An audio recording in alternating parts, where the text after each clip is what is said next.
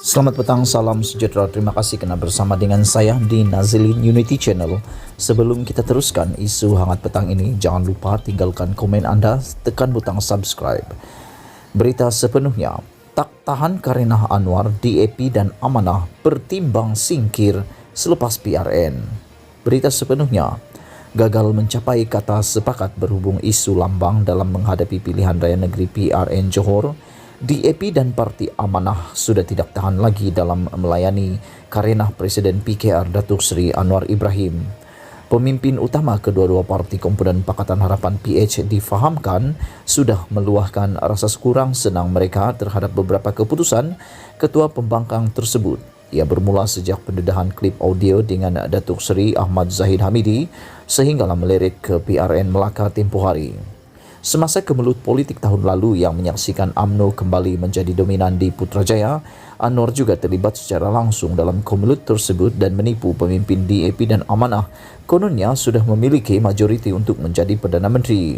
Bagaimanapun sebaliknya yang berlaku apabila parti anak muridnya Zahid pula menjadi kerajaan pusat dengan Datuk Seri Ismail Sabri Yaakob diangkat menjadi Perdana Menteri.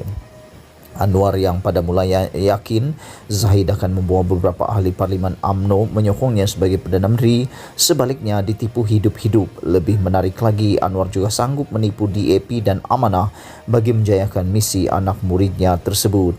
Namun DAP dan Amanah masih bersabar dengan Anwar ketika itu, sehinggalah kemudiannya sekali lagi mengikut percaturan politik yang juga disusun Anwar dengan menandatangani persefahaman Memorandum Persefahaman MOU bersama Kerajaan Ismail Sabri. Anwar begitu bangga semasa menandatangani MOU tersebut kerana mendapat manfaat daripada perjanjian tersebut selepas dinaikkan keistimewaan setaraf dengan menteri walaupun hanya sekadar ketua pembangkang. Selain itu, ahli parlimen PH juga mendapat manfaat apabila menerima peruntukan yang lebih banyak daripada kerajaan berbanding ahli parlimen warisan dan pejuang yang tidak menyokong MOU tersebut. Langkah Anwar itu hanya menguntungkan PH untuk masa pendek. Bagi jangka masa panjang, orang ramai sudah semakin hilang kepercayaan terhadap PH dan mula menunjukkan protes terhadap gabungan tersebut. Sehinggalah terpaksa diadakan PRN Melaka tempoh hari. Terbukti rakyat mula menolak PH sehingga menyaksikan PH khususnya PKR dan Amanah teruk di tangan UMNO dan Barisan Nasional.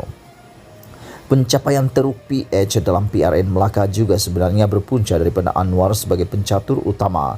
Ia bermula dengan episod rundingan dengan bekas ahli Dewan Undangan Negeri Adun UMNO sehingga membuat keputusan meletak dua bekas pemimpin UMNO bertanding atas tiket PKR.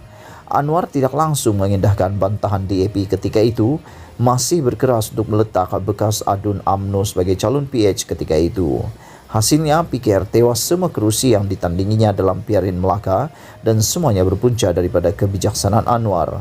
Namun Anwar tetap adalah Anwar yang terlalu taksub pentingkan diri dan mahu semua orang mengikut cakapnya. Semasa berunding dengan Zahid sebelum ini, Anwar juga membuat karakter yang sama, cuba menonjolkan imej dominan kononnya mengawal Zahid. Namun sebaliknya berlaku apabila dirinya pula dimanipulasi dan diperbodohkan Presiden UMNO tersebut. Menjelang PRN Johor, Anwar sekali lagi mengulangi sikapnya yang tidak boleh bertoleransi dan mahu menjadi dominan. Lihat saja dalam isu lambang apabila PKR dengan angkuhnya membuat keputusan tidak mahu menggunakan lambang rasmi PH.